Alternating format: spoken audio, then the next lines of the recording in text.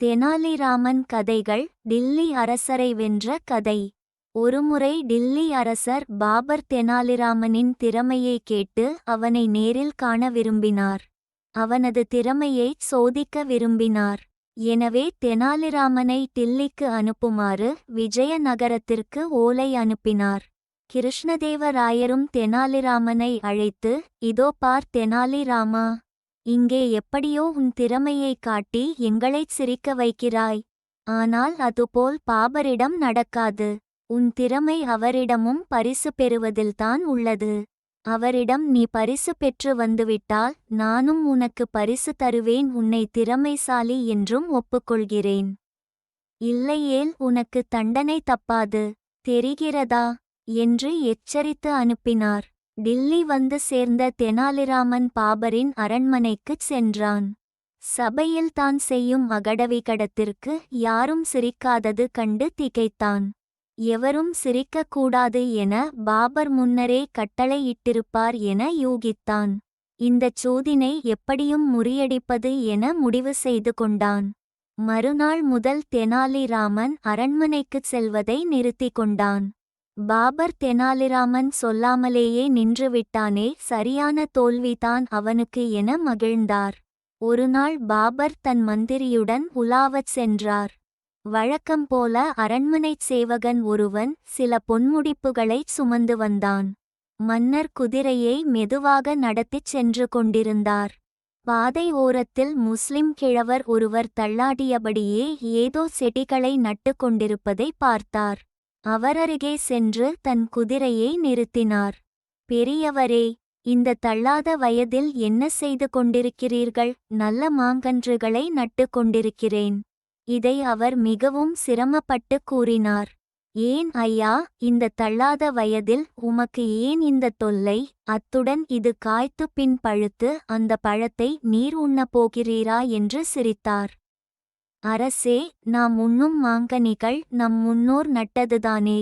அவர்கள் மரங்களை நட்டதால் தானே நாம் இன்று மாங்கனிகளை உண்ணுகிறோம். அவர்கள் நடாமல் இருந்திருந்தால் நமக்கு ஏது மாம்பழங்கள்? எனவே வரும் தலைமுறையினர் உண்ணவே இம்மரங்களை நான் நடுகிறேன். ஆஹா, சரியான பதில், நல்ல விளக்கம், மிக்க மகிழ்ச்சி. உடனே மந்திரியார் ஒரு பொன் முடிப்பை பரிசாக அளித்தார். அதை பெற்றுக்கொண்ட கிழவர் சிரித்தார். அரசே, அல்லாஹ் பெரியவர். எல்லோருக்கும் மரம் பழுத்த பிறகே பலன் தரும். ஆனால் பாபரின் ஆட்சியில் மரம் நட்டவுடனே பலன் கொடுத்துவிட்டதே. பாபர் மனம் பெரிதும் மகிழ்ந்தது. ஆகா, சரியாகச் சொன்னீர்கள் பெரியவரே என்றபடியே மந்திரியை பார்க்க அவர் இன்னொரு பொன்முடிப்பை அளித்தார். அதையும் பெற்றுக்கொண்ட பெரியவர், அரசே, இந்த மாங்கனிகள் பழுத்து பின் பலனளிப்பது ஆண்டுக்கு ஒரு முறைதான். ஆனால் தங்களின் மேலான குணத்தினால் நட்டவுடனே இருமுறை எனக்கு பலனளித்து விட்டது. என்னே அல்லாவின் கருணை என்றார். நன்றாகச் சொன்னீர்கள் பெரியவரே என்று கூறியவர் மீண்டும் ஒரு பொன் முடிப்பையும் அளித்தார். பின் மந்திரியை பார்த்து, மந்திரியாரே, சீக்கிரம் இங்கிருந்து சென்று விட வேண்டும்.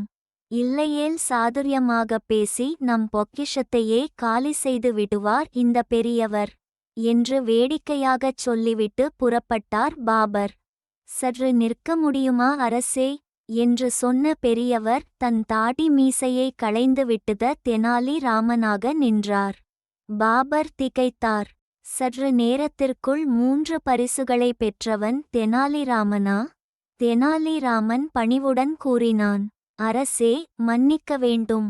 எங்கள் மன்னர் கிருஷ்ணதேவராயர் தங்களிடம் நான் பரிசு பெற்று வரவேண்டும் என கட்டளையிட்டு அனுப்பினார்.